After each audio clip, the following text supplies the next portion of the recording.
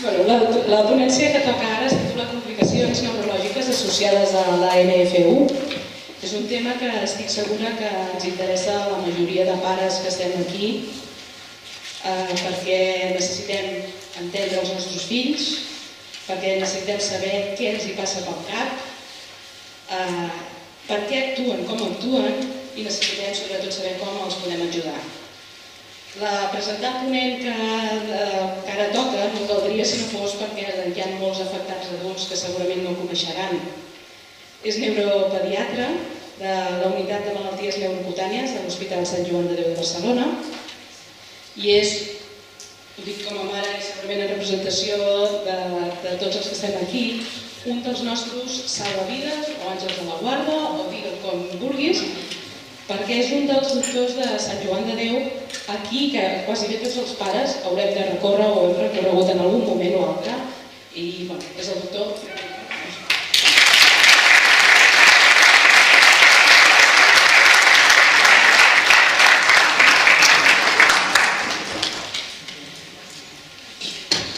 ¿Esto tiene alguna animosidad al ponente o ha sido casualidad? Bueno. Muchas gracias, Natalia,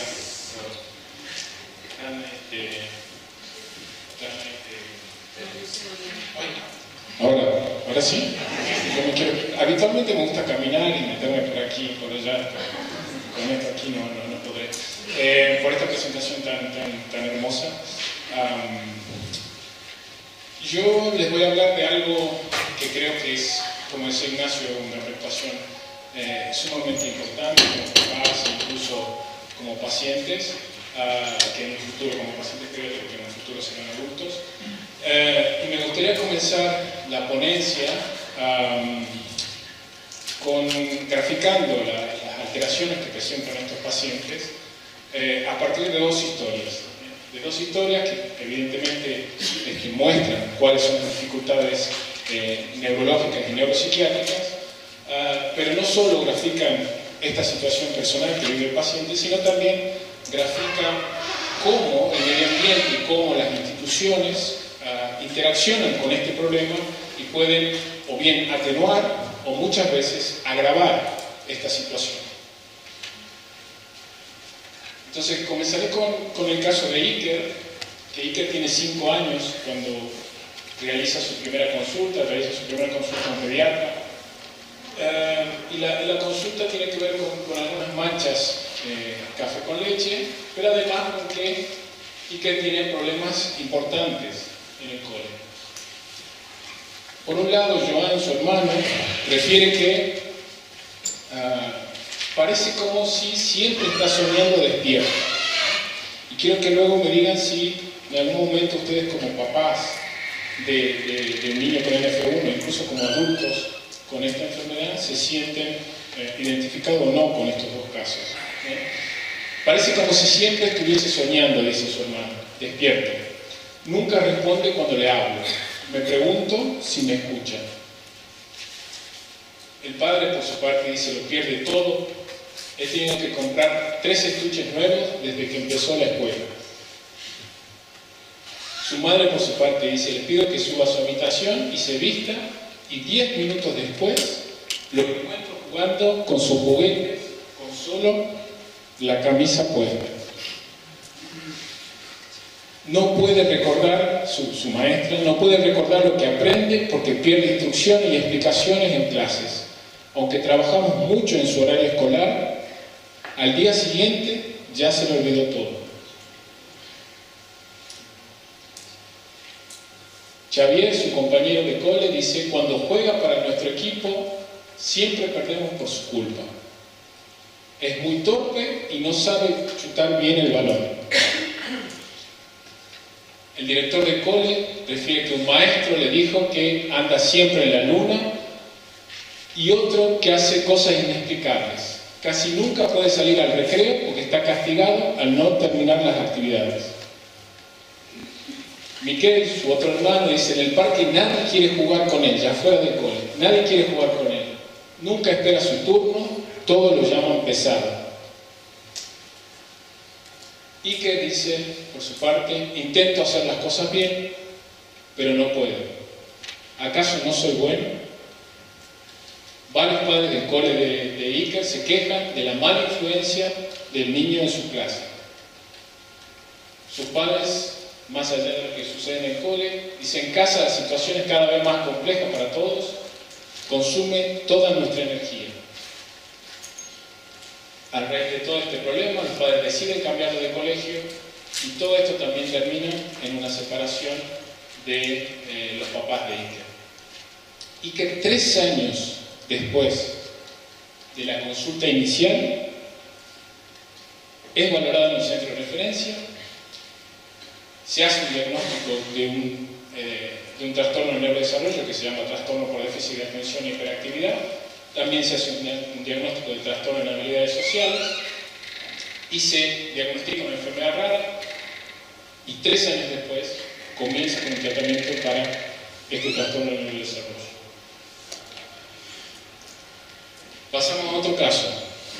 Natalia, de 35 años,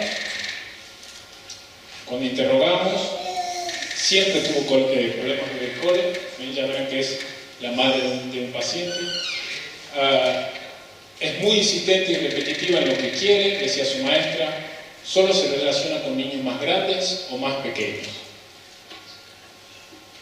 Silvia, su compañera de toda la vida, decía que si no jugaban a lo que ella quería y bajo sus condiciones, se enfadaba y algunas veces pegaba.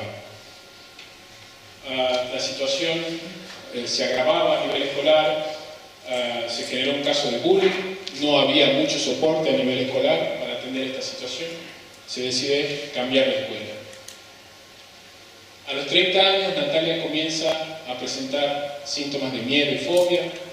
Refería que no podía salir a la calle, me veo fea, tengo ataques de pánico. Mi esposo no puede trabajar libremente porque no puedo quedarme sola. No tengo energías para nada, me siento inútil, me odio a mí mismo. Entonces Natalia, a los 31 años, decide con su pareja tener un niño, y a 19 meses de vida, cuando consulta a nuestro referida por su pediatra a nuestra consulta, refiere Natalia como mamá que aún no camina solo, que no la llama mamá, y refiere que tiene miedo que el niño tenga lo mismo que ella. De nuevo, casi una vida después, se valora en un centro de referencia, se hace el diagnóstico de ansiedad y depresión y se hace el diagnóstico de la enfermedad rara que la madre tiene el niño. Entonces, la pregunta sería: ¿qué tienen en común estas dos historias, más allá, evidentemente, de que los 3 protagonistas tienen NF1? Y levanten la mano si alguien de aquí se sintió identificado con alguna de estas dos historias. ¿Con las dos historias? Sí. Bueno, bastante. Creo que habla de una situación real, ¿no? Y que esto muestra mejor que una clase magistral de todas las alteraciones neurológicas, de los problemas que suceden en el día a día de estos pacientes. Entonces, más allá, como decía, de lo que tiene que ver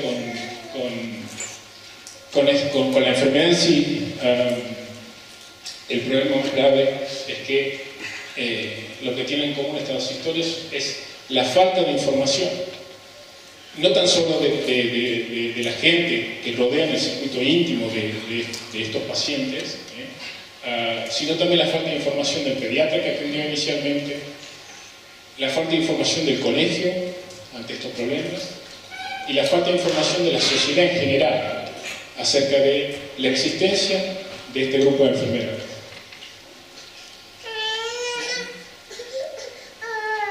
Entonces, esto, como en otro grupo de enfermedades raras, es un problema muy importante porque hay pocos casos, el diagnóstico suele ser tardío y las terapias suelen ser tardías, evidentemente. Hay dificultades para conformar centros de referencia con un grupo de profesionales que entiendan la enfermedad y que se forme para tratar la enfermedad. Hay suficientes recursos para investigación y divulgación. Y sobre todo hay mucha ignorancia e indiferencia por parte de la sociedad para resolver este problema fundamental de información. Entonces, las alteraciones neurológicas en sí, ya para ir un poquito más sobre el tema, aunque creo que he hablado de lo más importante en relación a cómo estas alteraciones tienen una repercusión en el día a día de estos pacientes. Podemos dividirla en alteraciones neurocognitivas, alteraciones neuropsiquiátricas y otro tipo de alteraciones neurológicas que son muy amplias, pero yo solamente me voy a detener a hablar de las primeras dos, porque son fundamentalmente las más frecuentes. Entonces, para entender un poquito cómo esta proteína que se encuentra genéticamente alterada genera una disfunción, genera una alteración a nivel del cerebro en desarrollo, es importante tener el concepto que básicamente nosotros funcionamos con dos tipos de cerebros que tienen edades embriológicas y ontogénicas diferentes.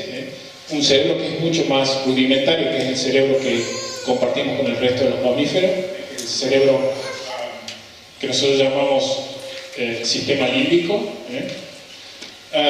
Y otro cerebro, este cerebro más arcaico, es el cerebro que funciona prácticamente de forma instantánea, no requiere mucho esfuerzo para ponerse en juego, es un cerebro automático, es un cerebro que se rige básicamente por el placer, por los impulsos, por las emociones, y como les decía, no requerimos un esfuerzo muy importante para ponerlo en juego.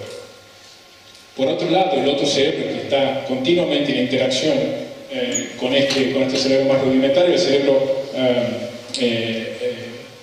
cerebro prefrontal, que es el cerebro que nos diferencia de los mamíferos más inferiores, que es un cerebro más lento, necesita de nuestra voluntad para poder activarlo, es la base, o es el cerebro que tiene la base del autocontrol y la reflexión, y por supuesto genera un mayor esfuerzo en ponerlo en juego.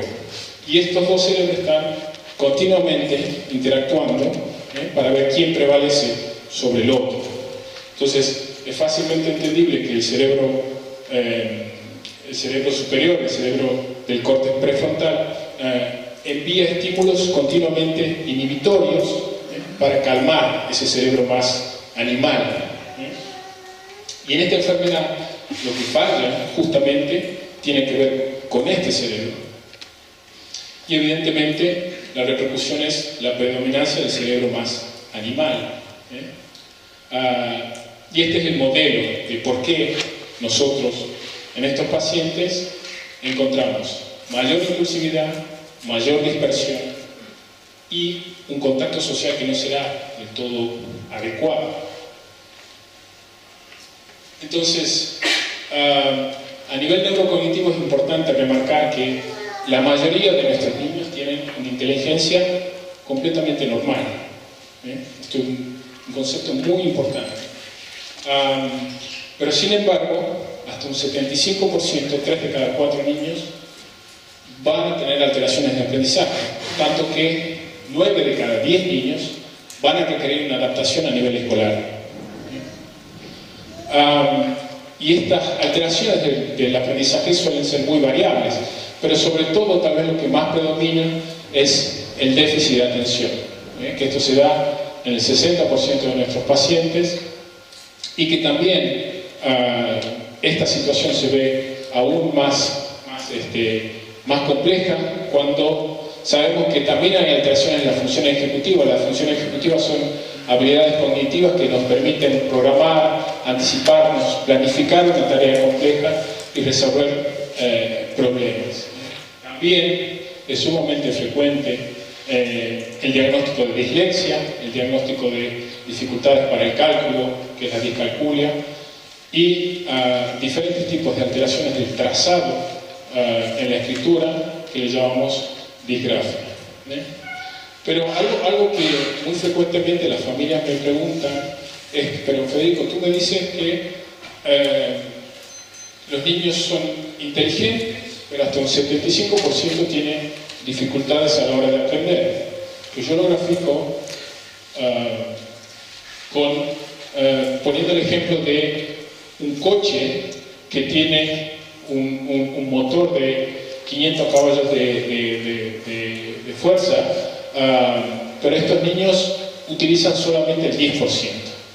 Y en vez de ir a 100 km por hora, cuando tienen un motor para ir a 100 km por hora, solamente van a 10. Y la llave o la analogía que intento hacer es a partir de que si estos pacientes podemos hacer que aprendan mejor cómo controlar justamente ese cerebro más impulsivo, seguramente podamos hacer que rindan con su motor al 100% y puedan aumentar la velocidad de aprendizaje a partir no solamente del enfoque farmacológico con fármacos que intentan mejorar el nivel atencional, sino también con terapias que enseñen justamente estas técnicas de autocontrol.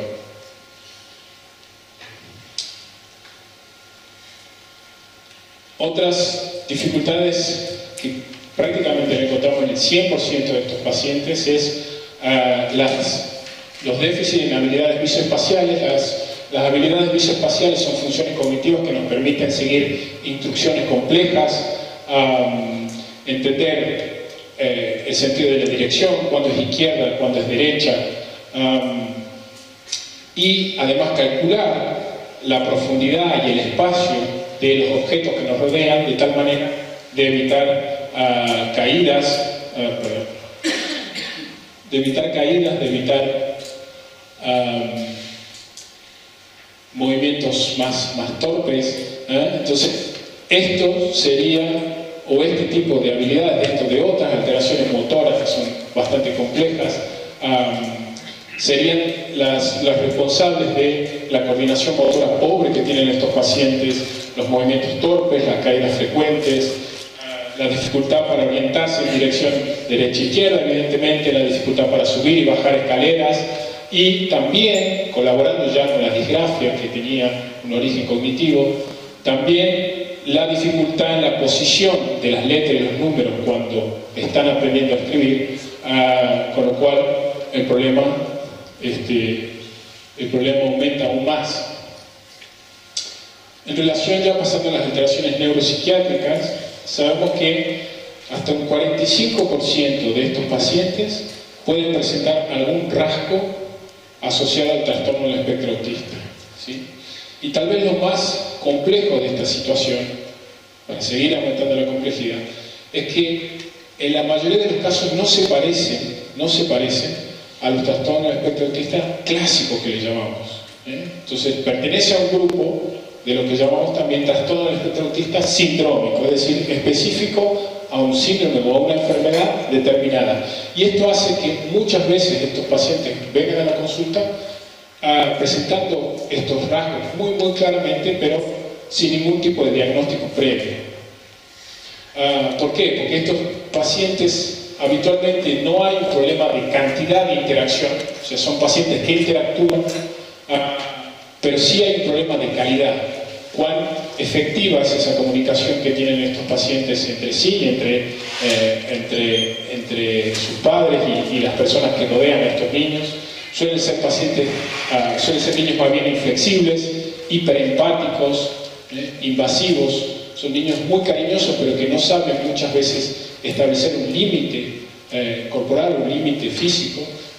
Y solamente un 10%, fíjense, solo un 10% se parece a lo que nosotros llamamos TEA clásica. Y a mí también, como me gusta graficar tanto, es como estos osos que achuchan, ¿no? Y no saben dónde está el límite, o no entienden por qué no es adecuado esta muestra o esta muestra afectiva. Evidentemente, en pacientes más adultos, la depresión y la ansiedad es algo muy importante de medir, y existe poca literatura al respecto, pero hay también casos reportados de mayor riesgo de psicosis que en población normal, sobre todo en pacientes adultos. Y aún hay más, porque Cuando uno intenta obtener información en relación a cuáles son las prioridades de los pacientes, como decía Ignacio recién, cuáles son las prioridades de los pacientes y de los padres que tienen esta enfermedad, y a mí como neuropediatra me interesa porque la observación de los adultos es lo que yo tengo que, o lo que se quejan los adultos es lo que yo tengo que trabajar ahora en la edad pediátrica para no el día de mañana obtener estos resultados. Entonces decía que se complejiza aún más la situación cuando mis prioridades como papá y como paciente no están alineadas con las prioridades que tenemos nosotros como médicos, como científicos en relación a esta enfermedad, porque a lo mejor nosotros estamos interesados en solucionar el problema de los tumores, o yo puedo interesarme solamente en mejorar el diagnóstico y el tratamiento del TDAH o la cura definitiva, como decía Héctor. En fin, diferentes tipos de complicaciones que nosotros como médicos imaginamos que es prioritario. Y invertimos nuestro tiempo y nuestros recursos en intentar solucionar un problema que a lo mejor no está alineado con las prioridades que tienen vosotros. Entonces es muy interesante este artículo porque nos muestra que en la parte... 5 minutos. Te traje a mi mujer para que te ayude a callarme, porque seguramente será más eficaz que vos. Entonces, ¿qué es lo que nos muestra? ¿Qué es lo que nos muestra este paper? Básicamente que los tres intereses prioritarios en estos pacientes, los que están arriba en la lista, tienen que ver con información. No es ni la terapia génica, no es ni el último tratamiento para el TDAH, tiene que ver con información y sobre todo formación de las personas que están en contacto con los padres y con los pacientes con NF1. Entonces, de nuevo graficando una situación, es como que estamos solos bajo la tormenta, y no solamente el niño, sino también la familia y el ámbito escolar, porque el ámbito escolar, si pudiésemos llegar y si pudiésemos incidir sobre el código, yo creo que podríamos obtener resultados mucho más satisfactorios. Pero por ahora vamos poniendo parches, ¿no? Pues ponemos parches nosotros en el hospital al niño, en casa o en el ámbito escolar se arreglan como pueden, en casa también. Entonces, ¿cuál es la solución para todo este problema sumamente complejo que os presenté? Pues para cada problema complejo hay una respuesta que es clara, sencilla y seguro que equivocada. Evidentemente que la respuesta a este problema es sumamente complejo, pero creemos nosotros que estamos en buen camino de responder a estas necesidades. Creemos que es sumamente importante una respuesta integral, no solamente del paciente, sino intentando impactar mucho más allá de lo que hacemos a nivel hospitalario. Necesitamos desarrollar terapias personalizadas. Cada paciente con NF1 tiene su perfil propio, neurocognitivo, social, y hemos de adecuar esas terapias en relación a cada paciente. Necesitamos ofrecer intervenciones que estén basadas en alguna evidencia. No cualquier tipo de intervención será eficaz en relación al cuadro que presente cada paciente. Es fundamental nunca perder de vista el enfoque multidisciplinar. Y por supuesto, lo que decía anteriormente, el trabajo en redes, en la escuela y en el entorno social de la familia ayudará a generar una medicina diferente a la que hoy por hoy nosotros a nivel hospitalario ofrecemos. Entonces, es intentar acortar esa gran brecha que existe entre la medicina hospitalaria y lo que sucede en la familia del paciente y el entorno social que rodea al paciente. ¿Y cómo lo hacemos? Pues con un grupo de profesionales más allá de los médicos, como la neuropsicóloga, como la psicóloga clínica, la logopeda, la fisioterapeuta, que estén formadas en este grupo de enfermedades y que trabajen en equipo con nosotros los profesionales médicos, a generar programas educativos que sean extensivos al cole y a la sociedad en general, y por supuesto realizar una investigación clínica dirigida hacia las prioridades que tienen nuestros pacientes y nuestras familias. Y con esto creemos que todo se hará mucho más fluido, todo funcionará mucho mejor, y sobre todo que generaremos una respuesta única basada en la experiencia que podemos tener en relación a esta enfermedad. Y esto evidentemente repercutirá en una mejor calidad de atención a vosotros. Y no mucho más.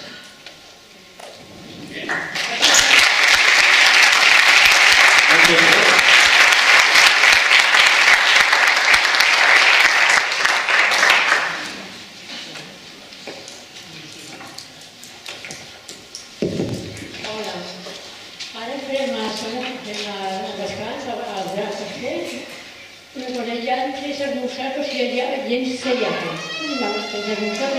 Nosaltres hem preparat també per aquesta gent. Després de fora ja veieu, jo visc que hi ha una botiga i tenim la paradeta de cosetes. Jo també tinc números de loteria de la grossa, de cap d'any. Els d'ella aquesta la tenim a través de la Federació Catalana de Malalties Minoritàries, de la qual nosaltres som fundadors, portem més de 15 anys. Llavors són butlletes que cada té 10 números, val 5 euros la butlleta, vosaltres jugueu 4 números, 4 euros i 1 euro per la federació. Llavors aquests euros, si ens toca, de grossa són 8.000 euros per butlleta. Ho sapigueu.